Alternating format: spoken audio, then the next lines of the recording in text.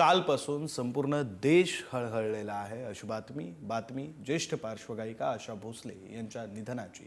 आज शासकीय इतमामामध्ये त्यांच्यावर अंत्यसंस्कार केले जाणार आहेत। शिवाजी पार्क इथल्या स्मशानभूमीमध्ये दुपारी 4 वाजता त्यांच्यावर अंत्यसंस्कार केले जातील। आशा भोसले यांचं पार्थिव राहत्या घरीच सकाळी 10:30 ते दुपारी 2 वाजेपर्यंत अंत्यदर्शनासाठी ठेवलं जाणार आहे। मुख्यमंत्री आणि उपमुख्यमंत्री अंत्यसंस्कारासाठी उपस्थित राहतील।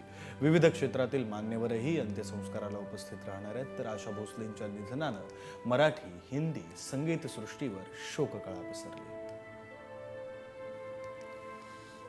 आपले प्रतिनिधी श्रेयस सावंत आपल्यासोबत आहेत। आपण श्रेयस यांच्याशी या संदर्भात बोलूया।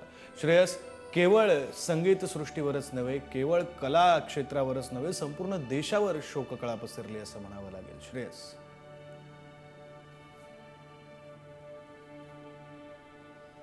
आता आपण बघतोय तर आपण आता लोधा या बिल्डिंग म्हणजे कासा बिल्डिंग जे आहे आशा भोसलेंचं तिकडे आहोत, जिकडे त्यांचं पार्थिव त्यांच्या राहत्या घरी आहे।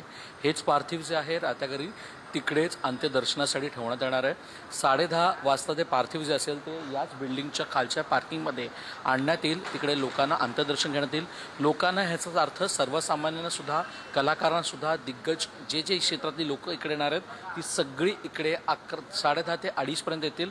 त्याच्यानंतर आशा भोसले यांचं पार्थिव जे आहे ते इथून निघून थेट शिवाजी पार्क जाईल, त्यांची अंत्ययात्रा होईल आणि त्याच्यात अंत्यसंस्कार जे आहेत शासकीय इतमामात ते अंत्यसंस्कार शिवाजी पार्कच्या स्मशानभूमीत करण्यात येईल। खऱ्या अर्थानं आपण बघितलं गेलं तर विक्रांत, जसं तू म्हणतोयस की ज्येष्ठ पार्श्वगायिका, महाराष्ट्र भूषण, पद्मविभूषण आशा भोसले यांचं जाणं अजूनपर्यंत सगळ्यांना चटका लावून जाणार आहे। कालपासून ते आजपर्यंत आपण सगळ्यांच्या रिॲक्शनमध्ये बघतोय की एक पर्वाचा शेवट झाला आहे, एका युगाचा शेवट झाला। याचंच कारण आहे कारण आशा भोसले अजूनपर्यंत सगळ्यांच्या सोबत होत्या, सगळ्यांसोबत परफॉर्म करत होता आणि हे चित्र आता मोठ्या प्रमाणावर पाहायला मिळालं।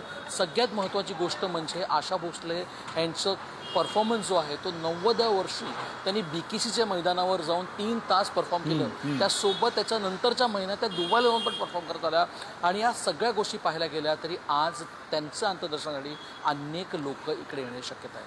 विक्रांत, धन्यवाद श्रेयस, तुम्ही दिलेल्या या सगळ्या माहितीसाठी।